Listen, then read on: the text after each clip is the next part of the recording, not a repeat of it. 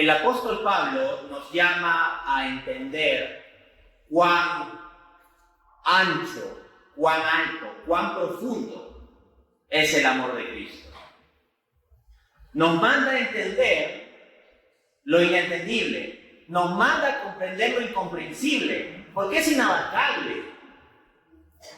Y así como inabarcablemente alto, ancho y profundo es el amor de Cristo, inabarcablemente incomprensible es el sufrimiento de Cristo. Donde hay gran amor, hay gran dolor. Mi objeto en esta conferencia es tratar de aproximarme un poquito a que podamos entender el gran dolor de Cristo.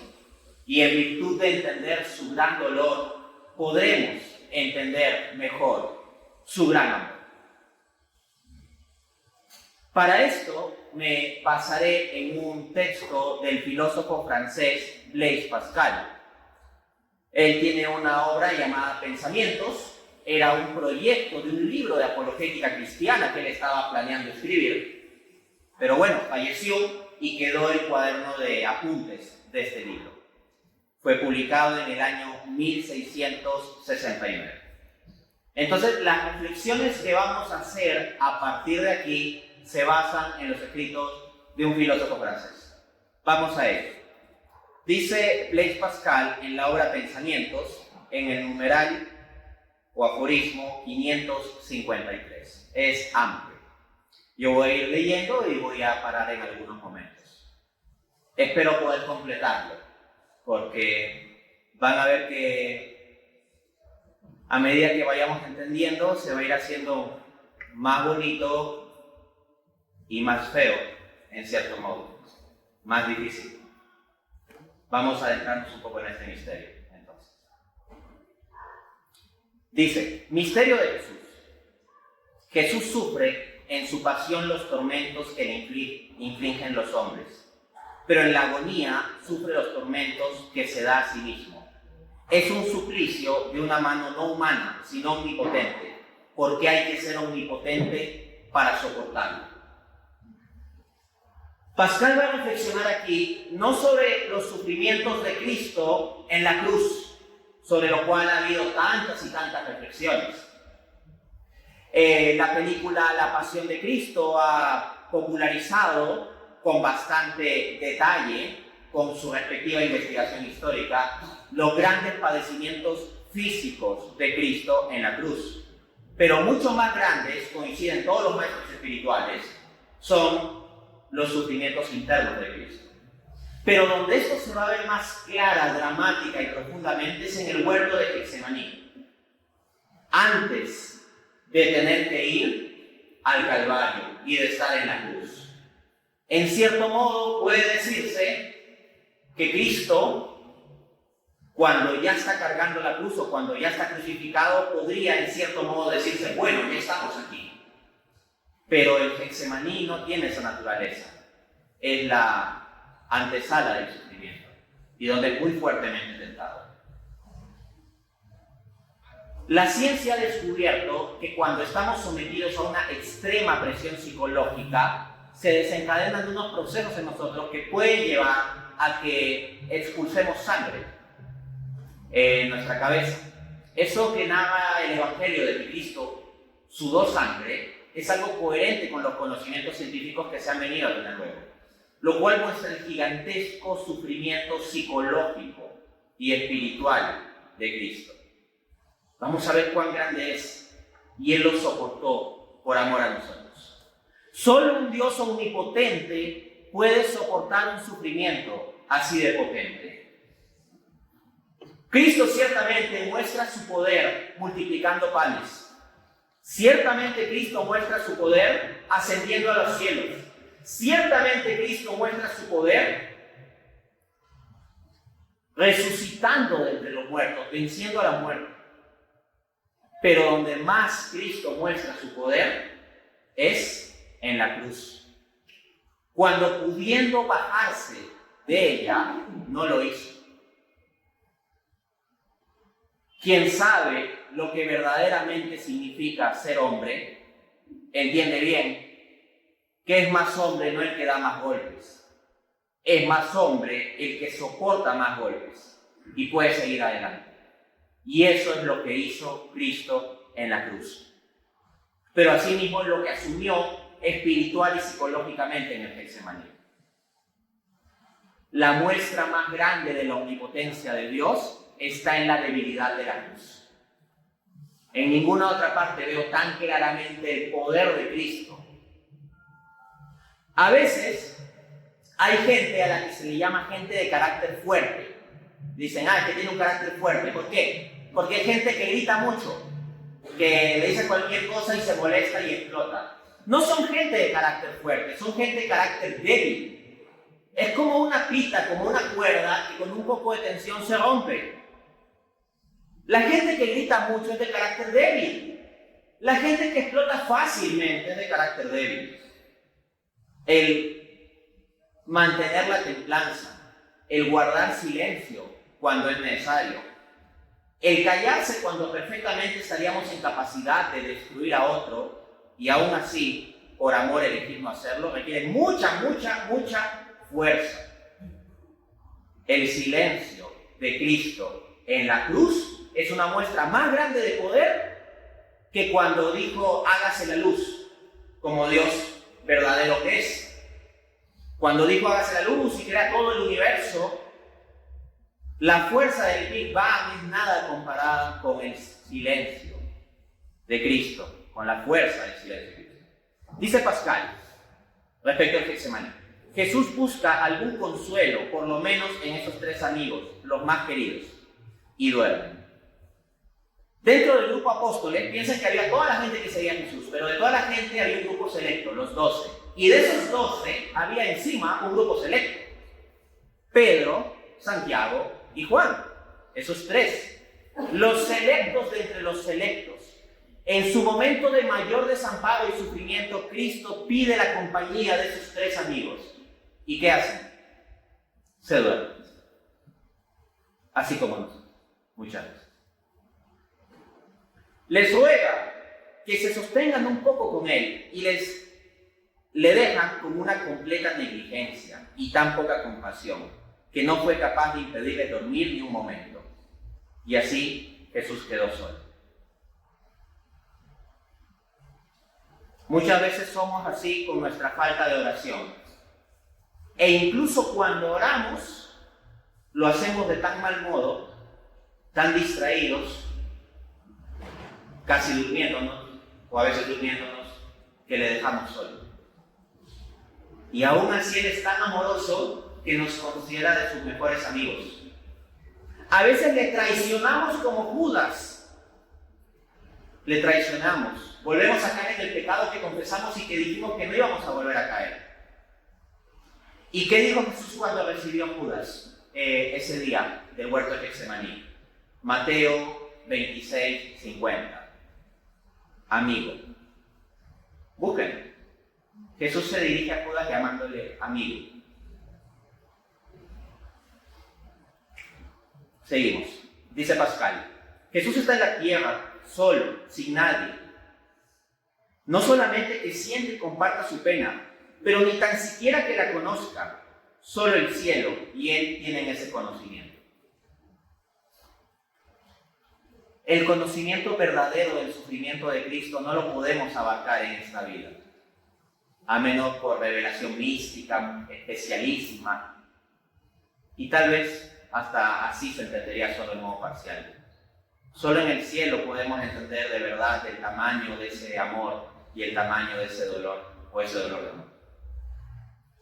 Jesús está en un jardín, no de delicias como el primer Adán, en que se perdió todo el género humano, sino en un jardín de suplicio, donde se salvó todo el género humano. Miren ese contraste, ¿no?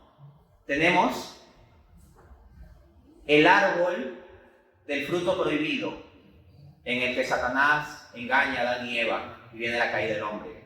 Pero tenemos también el árbol de la cruz, donde Cristo redime al hombre. Asimismo, tenemos el jardín del Edén, de delicias donde el hombre tiene todas las frutas ricas para comer. Pero también tenemos el jardín del Getsemaní, lleno de suplicio espiritual para Cristo, el inocente. Sufre esta pena y este abandono en el horror de la noche. Se me figura que Jesús no se ha quejado más que esta única vez, pero entonces se quejó como si no hubiera podido contener su excesivo dolor. Mi alma está triste hasta la muerte. Esas son las palabras de Cristo. De hecho, si ustedes analizan las palabras de Cristo en la cruz, sus 7 palabras, no tenemos una en que Él exprese directamente su dolor. Sí expresa su situación de abandono en que se siente, Dios mío, ¿por qué me has abandonado? Expresa tener sed, tengo sed. Pero vean estas palabras, estoy triste hasta la muerte, una tristeza de muerte. ¿Sufres depresión? ¿O hay alguna razón por la cual sientes una tristeza de muerte? Cristo conoce eso también. Puedes unirte a Él en tu dolor, en tu tristeza, en tu depresión. Pero más aún, deja que ese Cristo que ha sentido una tristeza de muerte se una a ti en esa tristeza de muerte. Cristo ha muerto en la cruz para que tú no vivas tu cruz sin Cristo. Seguimos con Pascal. Jesús busca compañía y alivio por parte de los hombres. Creo que esto es algo único en toda su vida, pero no lo encuentra porque sus discípulos duermen. Miren esto, Cristo era como muy independiente y muy por encima de todo. Pero en el sufrimiento del huerto de Getsemaní, ¿qué sucede? Busca el consuelo de sus amigos humanos. Acompáñenme a orar, les dice. Siento una tristeza de muerte. Así esas personas que se sienten deprimidas y necesitan compañía y piden compañía, pues de ahí el sufrimiento de Cristo. Y por eso debemos acompañar al que se siente así. ¿Que es difícil, que es pesado, que a veces nos da sueño? Sí. Pero acompañando al que tiene una tristeza de muerte, acompañando al que está deprimido, acompañamos también a Cristo. En medio de este abandono universal y de sus amigos, elegidos para velar con Él, Jesús, al encontrarles dormidos, se enfada a causa del peligro a que se exponen, no Él, sino ellos mismos, y les amonesta acerca de su propia salvación y de su bien con una ternura cordial por ellos durante su ingratitud, y les advierte que el espíritu está pronto, pero la carne es débil. Es alucinante, incomprensible el amor de Cristo en medio de este dolor. Los amigos que Él había llamado se habían quedado dormidos. Cristo los llamó sintiendo una tristeza de muerte en el momento en que más los necesitaba, y ellos se quedaron dormidos. Y Cristo, cuando ve y los encuentra dormidos, ¿qué les dice? Les dice: malditos, ¿cómo me dejaron solo? Ustedes se quedaron dormidos mientras yo sufriendo. No les dijo eso, cuando podría estar en todo el derecho de hacerlo. ¿Qué les dijo? Velad y orad para que no caigan en tentación, porque el espíritu está pronto, pero la carne está débil. Encuentra a Pedro dormido, esto está en Lucas 22, y le dice: Pedro, Satanás ha querido zarandearlos como a trigo, pero yo he rogado por ti para que tu fe no desfallezca, y cuando seas restablecido, confirmes a tus hermanos en la fe. En el momento en que Cristo necesita que más se preocupen por Él y es abandonado, ¿qué hace? Se preocupa por nosotros. Se preocupa por nosotros, que también le abandonamos.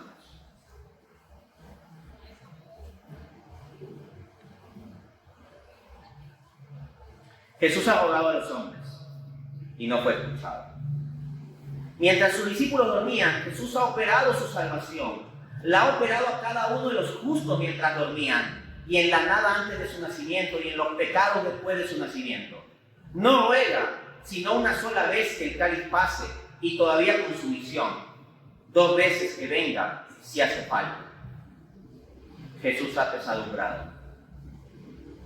Jesús, viendo a todos sus amigos dormidos y a todos sus enemigos vigilando, se entrega por entero a su Padre. ¿Entendemos esto? Repito la frase. Jesús, viendo a todos sus amigos dormidos y a sus enemigos vigilando. La gente que promueve el aborto está despierta e invierte tiempo y dinero incansablemente. Y a veces, los que tenemos que defender la vida, estamos dormidos. Y no estamos dispuestos a dar más que unas moneditas e incluso nos quejamos de tener que dar hasta la más pequeña donación por alguna causa como la causa COVID. Decimos que lo hagan otros. Dormimos, nos dormimos. Los enemigos de Cristo no duermen. Los amigos de Cristo se quedan dormidos. Y Cristo vigila. Cristo está despierto. Y Cristo se preocupa por proteger a sus amigos. ¿Saben qué pasó cuando fueron a apresar a Cristo? Tómenme a mí, soy yo, pero a estos déjenlos ir. Eso dijo.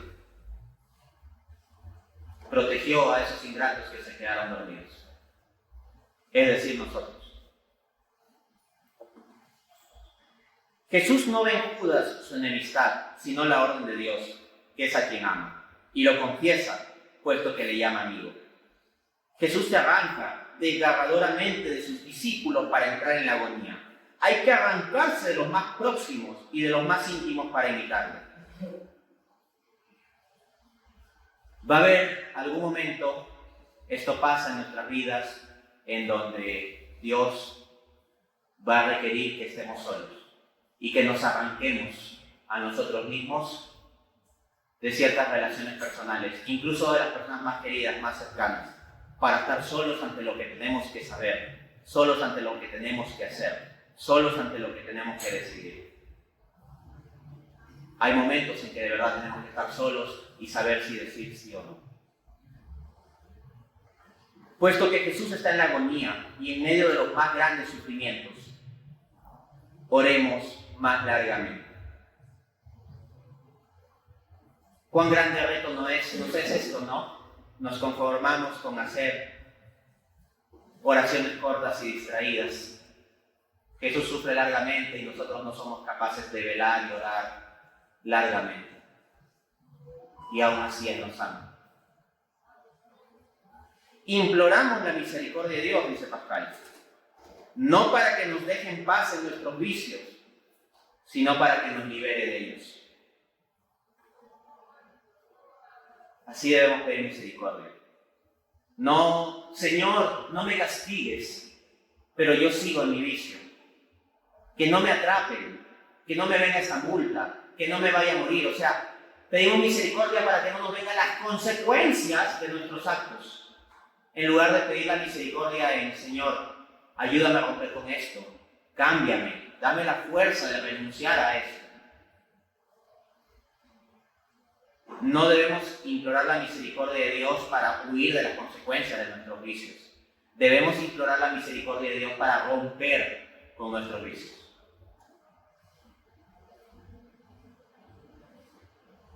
Si Dios nos diese por su propia mano maestros, ¿cómo habría que obedecerles de todo corazón? La necesidad y los acontecimientos lo son infaliblemente. Consuélate, tú no me buscarías si no te hubieras encontrado conmigo. Yo pensaba en ti en mi agonía. Aquí es como hablando Cristo, ¿no?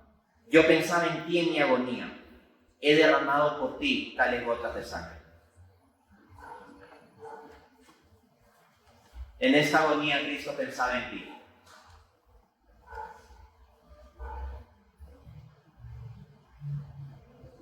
¿Alguna vez te has desanimado, por ejemplo, respecto al sacramento de la confesión y has dicho, ¿para qué me confieso si sigo cayendo? O dijiste, ya no me voy a confesar, simplemente sigo cayendo, ya caí, así soy. En la agonía del Getsemaní, Cristo pensaba en ti. Cristo ya sabía que ibas a caer y que ibas a seguir cayendo. y debes tener la seguridad de que el amor de Cristo es más grande que tu pecado. Hay una frase que he aprendido del padre Roberto Sipols y que creo que es muy necesaria recordar para estas luchas. Dios no se cansa de perdonar, pero tú no te canses de luchar. Cuidado con luchar contra nuestro pecado y tener nuestras fallas, pero pensar que Dios se cansa de perdonar, que un día ya no nos va a perdonar, porque caeremos en la desesperación y nos condenaremos para siempre.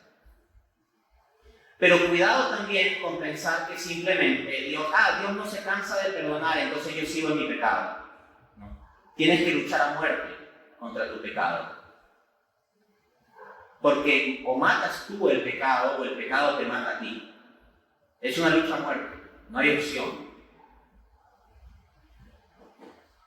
Y si te has de salvar, al menos Cristo te ha de encontrar luchando.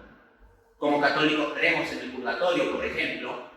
Y si la muerte nos sorprende, pero luchando contra el pecado, tal vez no lo hemos vencido del todo, pero estamos luchando contra el pecado, pues bueno, terminaremos con una arregladita en el purgatorio para terminar de dejarnos listos. Pero ya estamos en el bando correcto. Yo te pregunto, ¿dónde estás? ¿Estás en el bando de Satanás o en el bando del pecado? ¿Estás en el bando del pecado luchando contra Dios? ¿O estás en el bando de Dios luchando contra el pecado? No hay punto medio. ¿Dónde estás realmente? Si vives tranquilo en tu pecado, por más que vengas a misa y hagas oraciones y todo eso, si vives tranquilo y no luchas contra tu pecado o tus pecados, entonces estás en el bando del pecado y luchando contra Dios. Pero si estás en el bando de Dios, has de luchar contra tus pecados. No vivir tranquilo ni con uno solo de los pecados, ni siquiera los veniales. Acá no hablo de un moralismo, hablo de amor. Me explico. Un pecado mortal es como que vamos a clavar a Cristo en la cruz. Un pecado venial podría decirse, bueno, no voy a clavar a Cristo en la cruz para que se muera, pero ahí en lo que está crucificado voy a agarrar unos alfilercitos y le voy a picar en el pie. ¿Te imaginas esa monstruosidad? Sé que somos débiles y que caemos. Y la Escritura enseña en Santiago 3:2, dice, nosotros ofendemos muchas veces o fallamos muchas veces. Y eso lo dice Santiago en su carta escribiendo a cristianos verdaderos. Dice nosotros, se incluye el mismo. Nosotros ofendemos en mucho. O la Escritura también nos dice en el Antiguo Testamento, ¿no? En el libro de Proverbios. 7 veces cae el justo y 7 veces se levanta. Entonces hemos de perseverar en levantarnos. Pero no podemos dejar de luchar. No podemos vivir tranquilos con el pecado. Sí, ciertamente podemos tener fallas, podemos tener caídas. Yo no estoy diciendo que por un pecado venial ya todo se fregó. No, a lo que te digo es que no debes vivir tranquilo con ningún pecado. Ninguno, ni siquiera el venial. Somos débiles, caemos, sí, pero no podemos vivir tranquilos con esa situación, sino luchar. Es un esquema difícil el que estoy proponiendo aquí, de que tenemos que luchar constantemente. Sí, es difícil, pero es lo que nos anuncia la Escritura. Job 7:1. Milicia es la vida del hombre sobre la tierra. Toda la vida del hombre es lucha sobre la tierra. Otras traducciones dicen, toda la vida del hombre sobre la tierra es tentación. Pero al mismo tiempo, Cristo nos ha prometido en Juan 16:33, en el mundo pasaréis aflicción, pero no tengáis miedo, pues yo he vencido al mundo. Y cada vez que veas difícil la lucha contra el pecado, recuerda que Cristo ya luchó y ganó. Y que mientras te mantengas en su bando, luchando a su lado, aunque sufras heridas, mientras te mantengas a su lado, ya está asegurada la victoria. Sigamos con pantalla. Acá escribe de nuevo como Cristo hablando, ¿no? Es tentarme a mí, más que probarte a ti, el pensar si tú harías bien tal o cual cosa ausente. Yo la haré en ti cuando llegue. Déjate conducir por mis reglas Mira cómo he conducido a la Virgen y a los santos que me han dejado obrar en ellos. Al Padre le complace todo lo que yo hago. ¿Pretendes que yo me cueste siempre sangre de mi humanidad sin que tú des lágrimas? Tu conversión es cosa mía. No temas y ruega con confianza.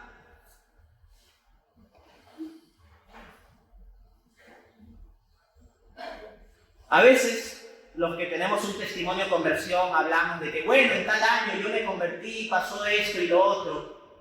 Yo he contado varias veces mi testimonio de conversión, si a alguien le interesa, lo busqué en YouTube, Dante Urbina, testimonio de conversión, está la historia. Suelo señalar como fecha clave el 14 de febrero del año 2007.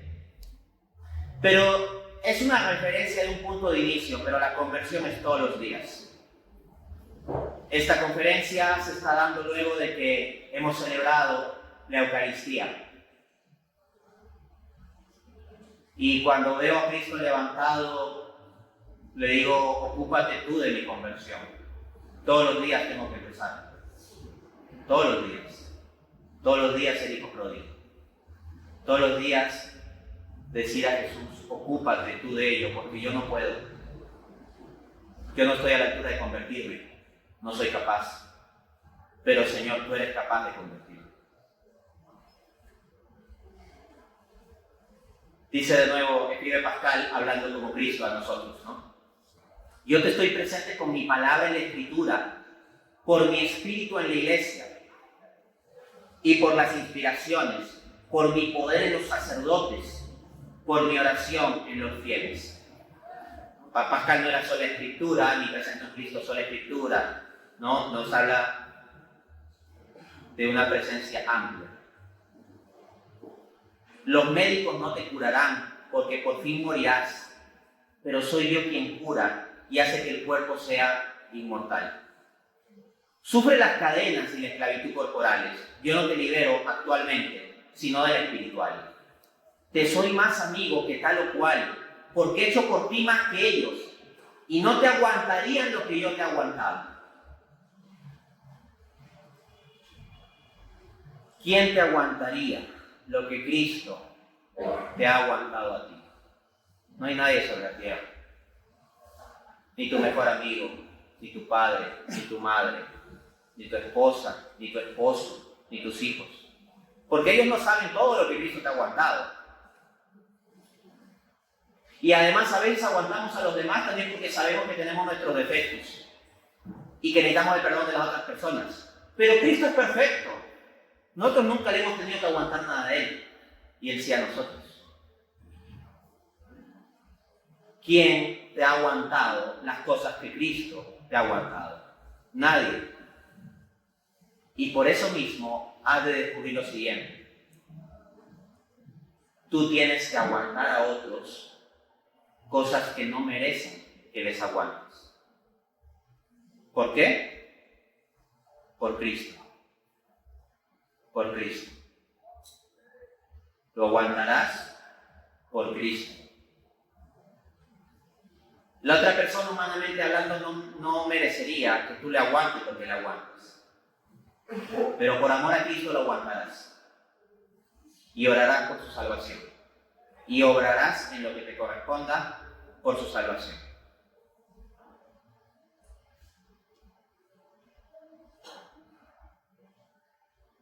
Y no morirían por ti en el tiempo de tus infidelidades y crueldades, como yo lo he hecho. Y yo estoy dispuesto a hacerlo en mis elegidos y en la Sagrada Eucaristía. Ese Cristo sufriente se ha hecho presente con su cuerpo, sangre, alma y divinidad hace unos minutos. Y a veces estamos dormidos simplemente, corporal o espiritualmente. Pero Él estuvo aquí y está aquí. Jesús decía en Juan 15:13, nadie tiene amor más grande que el que da la vida por sus amigos. Pero, ¿qué les parece esto? Si nadie tiene amor más grande que el que da la vida por sus amigos, ¿Cómo de inimaginable, casi absurdamente grande será el que da la vida por sus enemigos?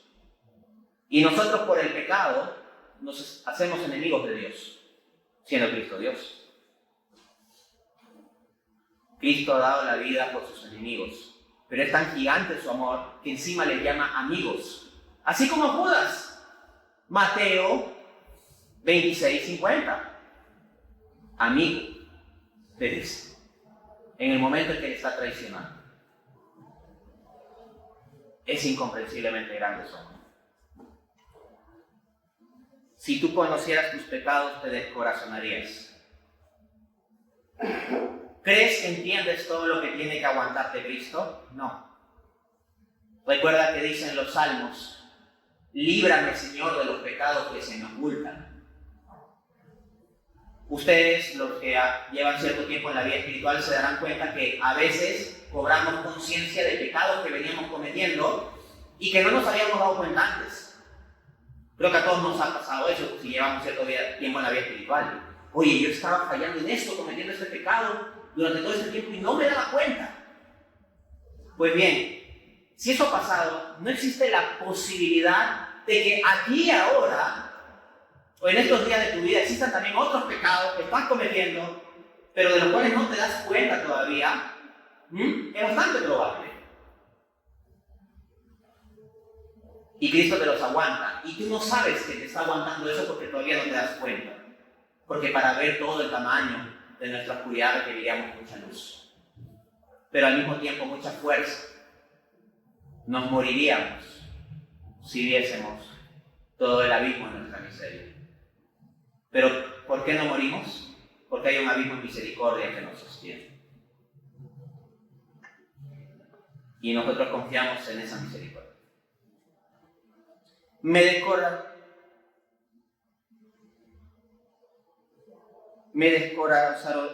descorazonaré, pues, Señor, porque creo en su malicia por vuestra palabra. Ahí habla como el alma a Cristo, ¿no? Pero Cristo replica: no, porque yo, que te lo he enseñado, puedo curarte de ellos. Y el que te lo diga es señal de que te lo quiero curar. A medida que los espíes los conocerás, y te será dicho: mira los pecados que te son remitidos. O sea, que te son perdonados. Haz pues penitencia por tus pecados ocultos y por la oculta malicia de los que tú conoces.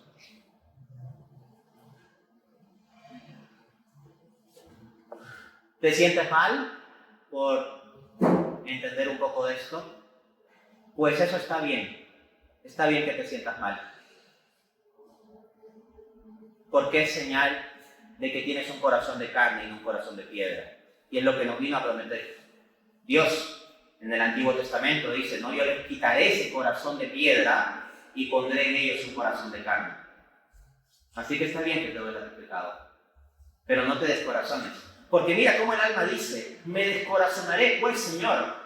Entonces suena muy noble, me descorazonaré. ¿Pero qué responde Cristo? No, porque yo puedo curarte de tus pecados. No te descorazones. Responde el alma: Señor, os doy todo. Dice Cristo: yo te amo más ardientemente de lo que tú has amado tus mancillas. ¿Amas el pecado? ¿Amas tu vicio? ¿Estás amarrado a tu vicio? Cristo está más amarrado a ti. Cristo te ama más a ti de lo que tú amas tu vicio. Porque su amor es incomprensiblemente grande. Sea la gloria para mí y no para ti. Gusano y tierra. Interroga a tu director cuando mis propias palabras sean para ti ocasión de mal o de vanidad o de curiosidad. Veo mi abismo de orgullo, de curiosidad, de concupiscencia, dice el alma, ¿no?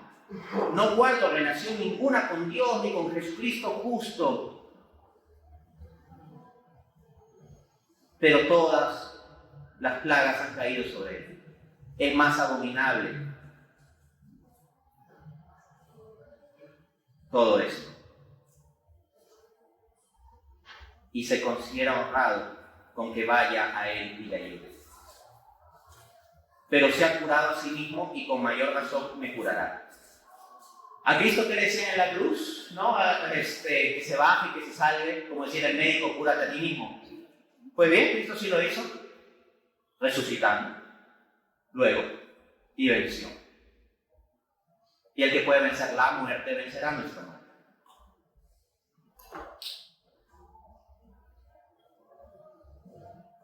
Hay que añadir mis llagas a las suyas y unirme a Él, y me salvará salvándose. Pero no hay que añadir nuevas plagas en el futuro.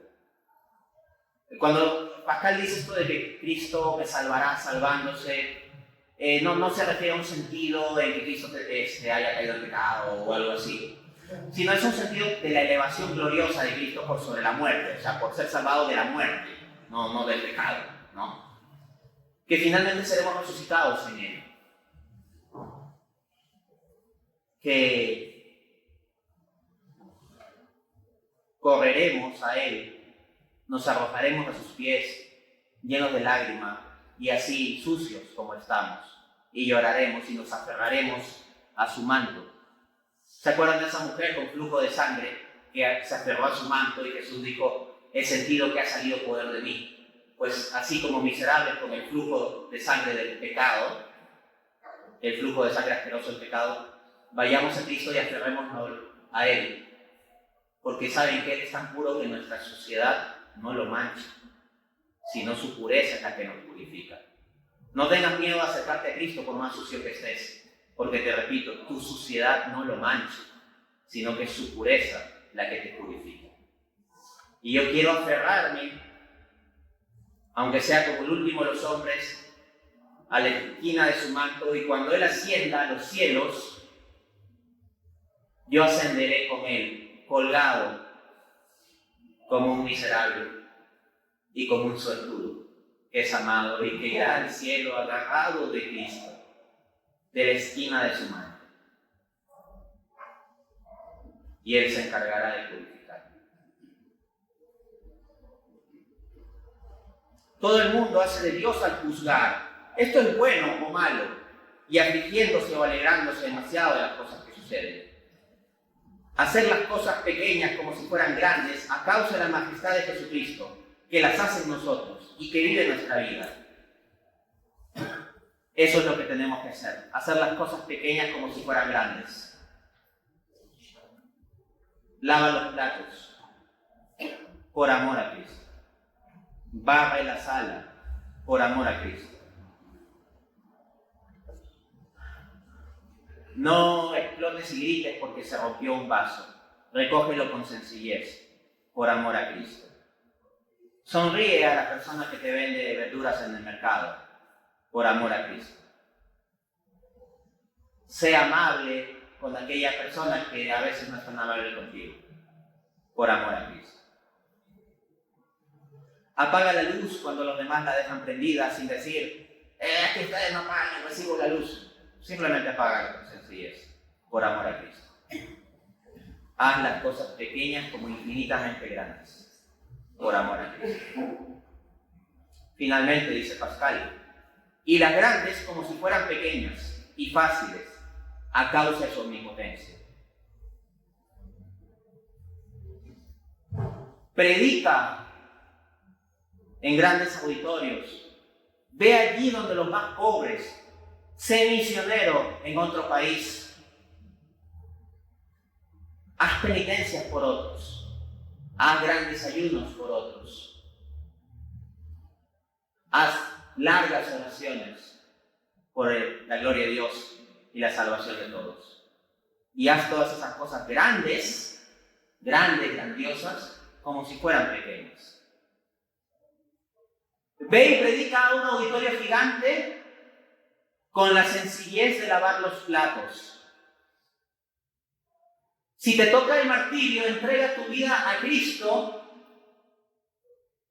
así como cuando sirves un plato de comida a tus hijos y entregas el plato.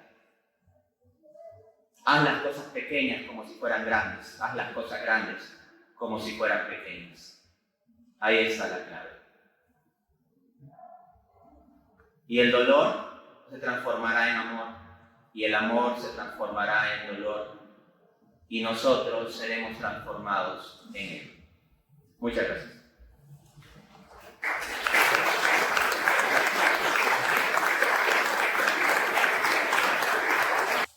Bueno, hermanos, nos queda ahora un espacio para preguntas. Como les habíamos comentado, si alguno desea preguntar sobre lo que acabamos de escuchar, este es el momento. Yo con todo gusto me puedo desplazar para allá, para hacerles llegar el micrófono para que ustedes hagan su consulta. Señor. Hola, Ante. A mí me gustaría enfocar un poco el tema del sufrimiento desde una perspectiva física. ¿Cómo explicarle a alguien el cómo entregar ese dolor a alguien que esté sufriendo de cáncer, que ¿sabes? Tal vez amputaciones? ¿Cómo lidiar con ese dolor físico que al final se puede convertir en un dolor emocional, al sentirse miserable, sin valor? ¿Cómo entregarle eso a Cristo de modo que esa persona pueda sentirse amada por Dios en medio de ese texto?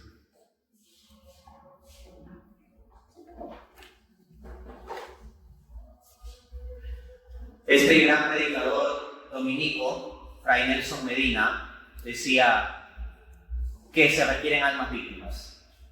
Se requiere almas que sufran por amor a otros, entregando sus padecimientos a Dios. Decía Fray Nelson que hay muchos que quieren hacer del ministerio de música. Muchos quieren ser predicadores y gente que hace obras de caridad y ayudan a los pobres, organizan cosas en la parroquia, actividades, etc. Muchos quieren ser el del coro, el de la predicación, el de los proyectos. Pero lo que más se necesita son almas víctimas. Personas que sufren en silencio y entregan sus sufrimientos a otros. El apóstol Pablo decía, Colosenses 1:24, completo en mi carne lo que falta de los sufrimientos de Cristo por su cuerpo que es la iglesia. Entonces, los sufrimientos de Cristo en sí mismos tienen valor infinito y la provisión de salvación que hay en los sufrimientos de Cristo es infinita. En sí mismo, la provisión de salvación es infinita. De hecho, los maestros espirituales suelen decir que bastaba con una gota de sangre de Cristo para redimir 1000 mundos como este. Ni siquiera se requería toda la sangre que él derramó. Él lo hizo sobreabundantemente por el amor que nos tiene. Pero hay que distinguir lo que es la provisión de la redención de lo que es su aplicación. Porque aunque la provisión de la redención de Cristo sea en sí misma infinita, la aplicación que se da de eso en nuestras vidas se da en distintos momentos, a veces respondemos más, a veces menos, la gracia se nos da en distintas medidas, etc. Entonces, uniendo nuestro sufrimiento al sufrimiento de Cristo, permitimos que la aplicación de la redención de Cristo pueda hacerse más ampliamente.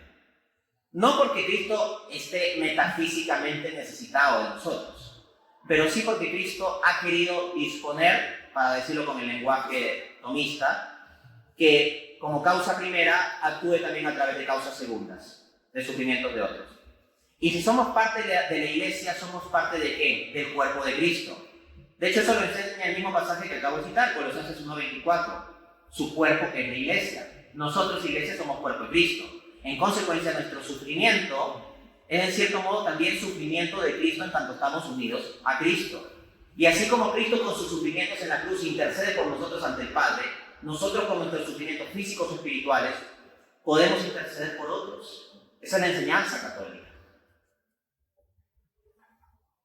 Y ahí desde el silencio, la persona postrada en cama puede hacer más que el gran teólogo, el gran filósofo, el gran apologista, el gran predicador. Solo que la labor de estos es muy visible y la labor del que está en cama no se ve tanto. Pero hay alguien que lo ve, que todo lo ve, Dios.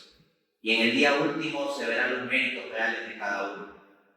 Y se verá que muchas veces esas personas que sufrieron en silencio hicieron muchísimo más que gente que a veces hablamos mucho. La gente que sufre en silencio normalmente hace más por la salvación de otros que los que hablan mucho.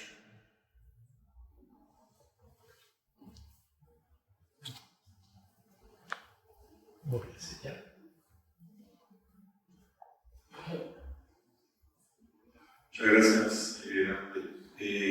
Yo soy Marco Rivera, estoy en el camino catecumenal y desde que nací prácticamente fui un católico de perilla, porque mis papás me mandaban a misa pero ellos no iban. Y quiero hacer referencia a eso porque hablaste bastante profundamente del asunto de la lucha contra el pecado y de qué lado estamos. Hasta hace apenas 7 años que entré al camino conocí un montón de herramientas de oración, de la misa diaria, del tema de la confesión continua, de asistir a la adoración del Santísimo Sacramento. Y realmente creo que falta mucho eso en la iglesia en general, porque una vez escuchaba o leía en alguna parte que alguien decía, si realmente yo creyera que Cristo está en el Santísimo Sacramento, pasaría todo el tiempo metido en la iglesia. Y realmente yo creo que falta conciencia general en la iglesia de realmente todas las herramientas que tenemos para esa lucha que mencionabas. Entonces quisiera que hicieras referencia a las herramientas que tú recomiendas para los católicos para mantenernos en esa lucha continua contra el pecado.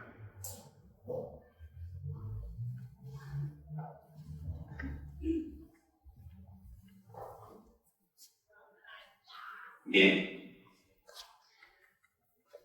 Daría una conferencia entera hablar de las herramientas, ¿no?, para la lucha contra el pecado. Pero a ver, como católicos, en primer lugar tenemos la Eucaristía. La Eucaristía no debemos verlo como una especie de entrega de medallas para santos. No debemos ver la fila de la comunión como cuando se reparten las medallas olímpicas y le van poniendo las medallas ahí, como que un equipo de fútbol gana el mundial y las medallas, ¿no?, ahí a cada uno de los jugadores. Debemos ver a la Eucaristía, por ejemplo, en nuestra lucha con el pecado, como una gran medicina y también como un alimento que nos fortalece. Es un alimento que nos cura y nos fortalece.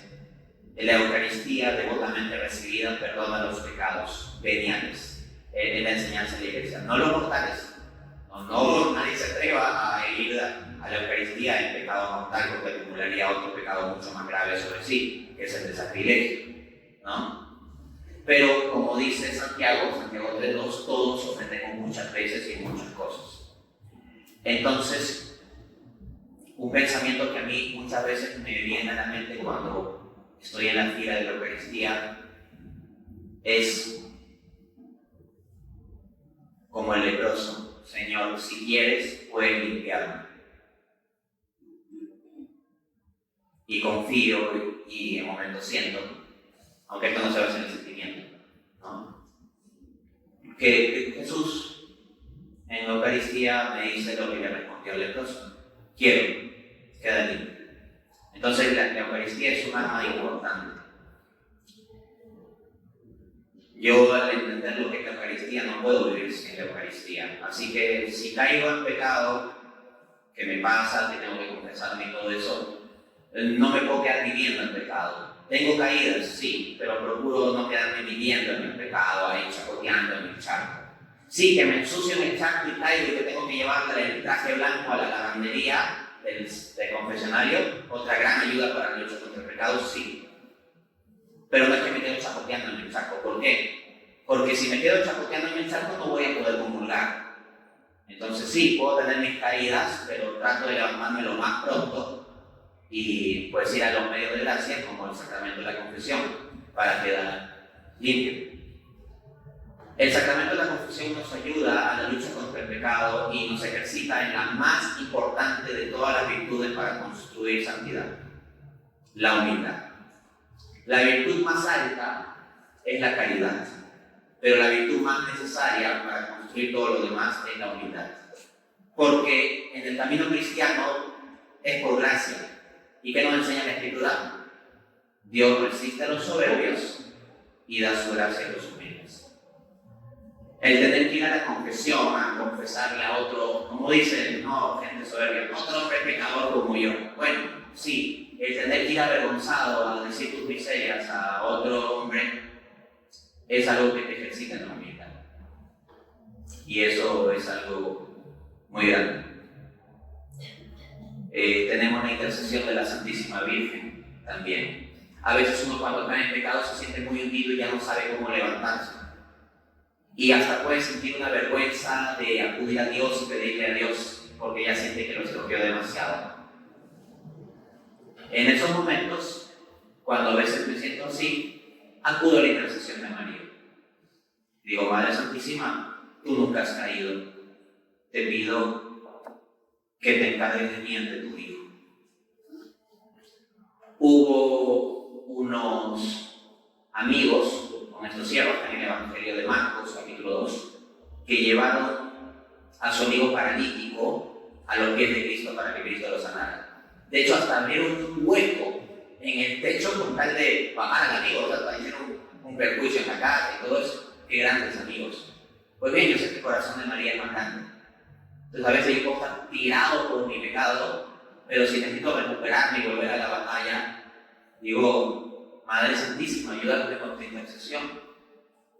Y si esos amigos, que no se dice que fueron los hombres más santos de la tierra, tanto querían a su amigo paralítico, que hicieron todo eso para ponerlo a los pies de Cristo, y Cristo que le dijo, Marcos 2:5, tus pecados te son perdonados. Le dio un efecto espiritual gigante de remisión por sus pecados. Pues bien, podemos pensar también en la intercesión de María y confiar en la intercesión de ella. Aparte de Cristo, no, sino porque Cristo nos la entregó a nosotros. Hijo, he ahí a tu madre, madre, he ahí a tu hijo.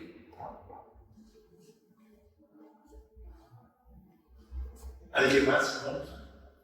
Allá.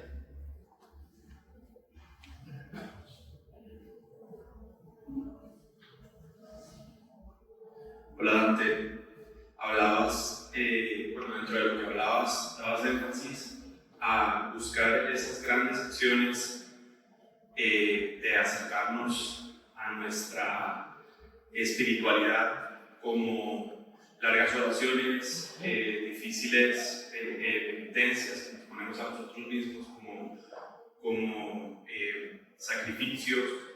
Y yo creo que a veces uno, como una persona que vive pues la cotidianidad, a veces puede llegar a pensar que eso no me toca, porque esas grandes acciones, esas largas oraciones, esas penitencias fuertes, otro las va a hacer, alguien que es más devoto, y quería que tal vez expandieras un poco más en cómo eso se puede vivir dentro de lo que es cada persona, sin importar como el estatus dentro de la iglesia, por así decirlo.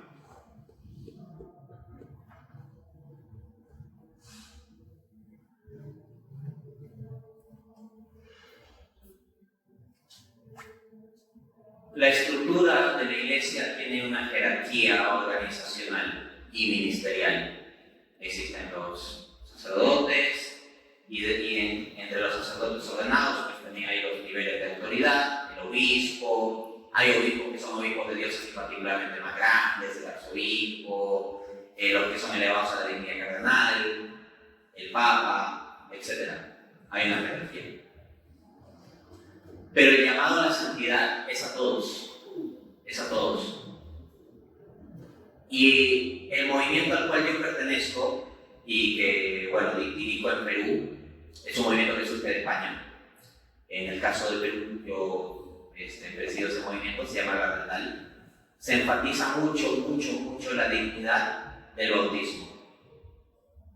Quiero que piensen lo siguiente. Hay un sacerdote ordenado al que de repente lo hace el Papa. Quiero que imaginen en su mente la subida de nivel, por decirlo así, de ser un sacerdote a ser el Papa. ¿Ya? Ahora quiero que piensen en lo siguiente. Hay una persona que no es hijo de Dios en Cristo y recibe el bautismo y es hecho hijo de Dios. ¿Se imaginan la subida de nivel?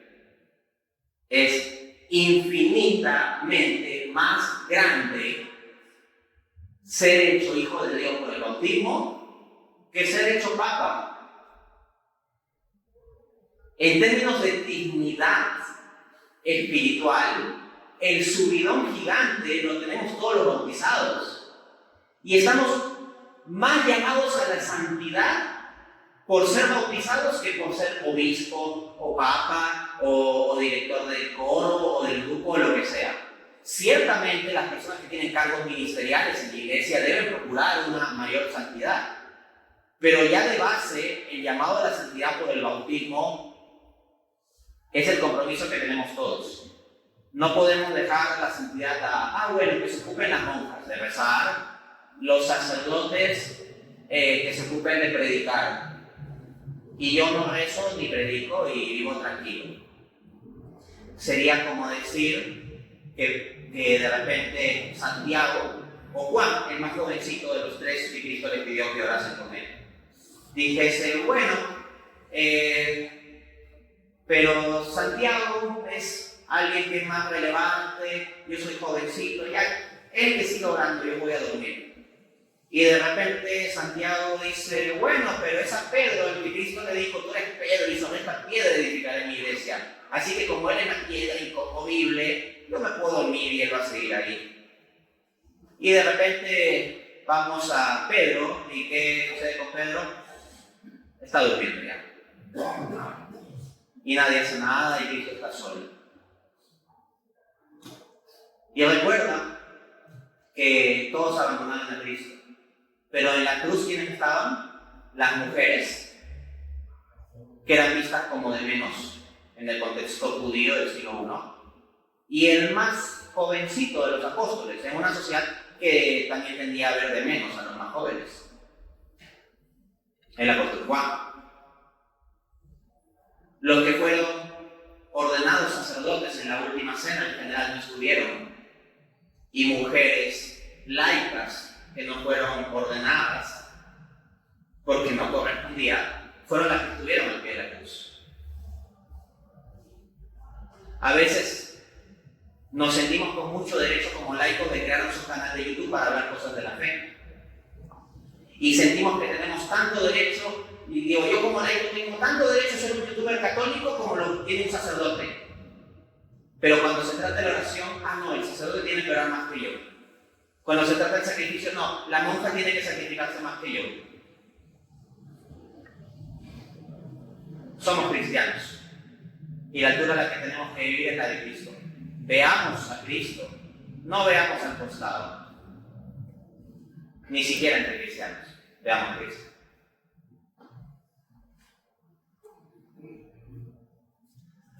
¿Alguna otra consulta, hermanos? Sí, sí.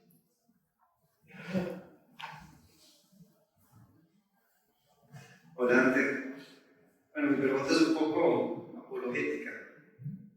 Nosotros como católicos estamos acostumbrados, o vemos normal, el hacer ayuno, el hacer una procesión, y muchas veces somos atacados por los hermanos separados y hasta con burla cuando hacemos ese tipo de actos, porque ellos argumentan que Jesús lo hizo todo en la cruz, ¿verdad? Y que no hace falta hacer nada. Aunque ya me lo contestaste un poco ahí con Pablo, pero ¿cómo hacer una apología, digamos, de eso?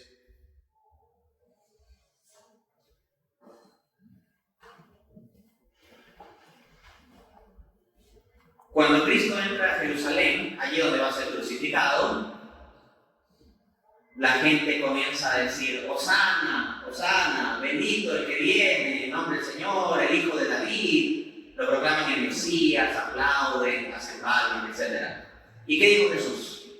¿Acaso dijo, no, ustedes cállense y no me hagan como una procesión alabando y todo eso, porque yo voy a hacer todo en la cruz? Cállense. No.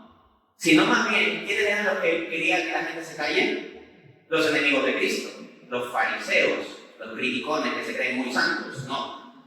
Mándalos callar. Y Jesús decía, si estos callan hasta las piedras se pondrán a hablar. Entonces, lo que tenemos es que Cristo es recibido como en procesión. Un grupo de gente con su devoción popular, con elementos visuales como palmas, mantos, aplausos, cantos, etc. Y Jesús no dijo, quíteme de encima esta superstición papista. No, Cristo lo recibió con cariño. En el Antiguo Testamento también, porque tú dirás, ya, pero los católicos no es que tengan a Cristo encarnado aquí. Bueno, eso podría meternos a otra discusión sobre el tema eucarístico, pero sin entrar en ello voy al Antiguo Testamento. El Arca de la Alianza. Se saca a pasear el Arca de la Alianza. ¿Y qué hace el pueblo de Israel? Cantos, alabanzas, trompetas, baile. Como una procesión. Y de repente, incluso a uno se le ocurrió bailar. ¿Quién era él? El rey David, el hombre según el corazón de Dios, se puso a bailar frente al Arca de la Alianza, objeto sagrado. El Arca de la Alianza no es lo mismo, es un objeto sagrado, pero igual se hizo todo eso. Y el rey David bailaba. Y hubo una mujer que lo vio desde una ventana. ¿Y qué nos dice la Escritura? Que lo despreció en su corazón. Vio a David bailando y lo despreció en su corazón, dice. ¿Y qué pasó con esa mujer? Fue castigada por Dios. No fue castigado David por bailar. No fueron castigados los israelitas. Fue castigada la que se puso a juzgar esos excesos devocionales cuasi papistas que tenía el pueblo de Israel. Entonces, bueno, ahí es mi respuesta. Todos tenemos una pregunta. Que siempre me preguntaba, ¿por qué? Bueno, Dios creó el hombre y mujer, ¿verdad? Pero ¿por qué en aquel tiempo la mujer era como repudiada, era como, no tenía como que no era valorada?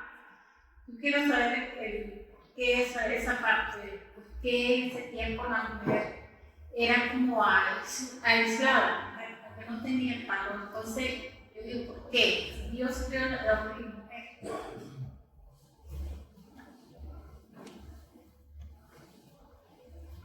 Cristo en cierto modo da respuesta a esa cuestión. Obviamente se podría hacer un análisis histórico, sociológico, cultural, etc. Pero para ir al aspecto bíblico central, van unos judíos, esto está en Mateo 19, y le preguntan a Jesús, Moisés, o según la ley de Moisés, un hombre puede repudiar a su mujer y darle una carta de divorcio. ¿Qué dices tú al respecto? Entonces, y el asunto era como medio flexible, o sea, era como que si no le gustaba la comida de la mujer, un día la repudiaba y le daba la carta de divorcio y dejaba a la mujer abandonada, porque en un contexto judío del siglo I, una mujer abandonada de su marido no era que hacía su vida independiente trabajando en una empresa, bien vestida 8 horas y salía adelante con su plata y sus hijos. No, o sea, la mujer quedaba en abandono, si era repudiada. Y así nomás no era común casarse con una mujer que haya sido repudiada por otro. Entonces la mujer quedaba al abandono. Entonces le plantearon esa cuestión a Cristo. Y la pregunta es difícil porque le dijeron la ley de Moisés permite esto. Cuestión difícil porque si Jesús respondía, sí, está bien que la repudien, sonaba cruel. Pero si decía, no la deben repudiar, le iban a decir, está contra la ley de Moisés. Entonces le plantearon algo complicado. A Jesús siempre intentaban atraparlo. Pero Jesús es más inteligente, pues, ¿no? Él es la inteligencia misma, el logos. Jesús respondió, ciertamente la ley de Moisés permitió dar la carta de repudio a la mujer. No hablaba que la mujer pudiese repudiar al hombre o votar al marido, sino el marido a la mujer nomás. Y Cristo dice, eso lo permitió Moisés por la dureza de sus corazones. Leanlo, Mateo 19. Eso lo permitió Moisés por la dureza de sus corazones. Pero en el principio, eso no fue así, sino que, Mateo 19:5, varón y hembra los creó. Entonces ahí Cristo habla de la dignidad de la mujer, ¿no? Y en ese sentido, al ser hechos hijos de Dios, accedemos a una dignidad infinita. Y en el antiguo Israel, el hombre es circuncidado, recibe ese sello. La mujer no tiene un sello comparable. Pero en la nueva alianza que tenemos, el bautismo. Y por el bautismo, tanto el hombre como la mujer son hechos igualmente hijos de Dios. Que pueda haber cierta estructura en el contexto familiar que nos muestra la Biblia, incluso en el Nuevo Testamento, y que dentro de esa estructura haya un orden, sí, pero no se trata ya de una especie de escala ontológica en que un ser vale más que el otro. De hecho, ¿por qué cuidas una flor delicada y no cuidas la piedra que está al costado de la flor? Porque la flor es valiosa. Entonces, cuando se piensa en el cuidado que el hombre debe tener hacia la mujer, en términos cristianos no debemos verla, hay que cuidarla porque es inferior, ¿no? Hay que cuidarla porque es especialmente valiosa. Y en la mujer están las fuentes de la vida. Corrompe a un hombre y corrompiste a un hombre. Corrompe a una mujer y corrompiste a toda una familia. Desde una cierta perspectiva, la mujer es más grande. Gracias.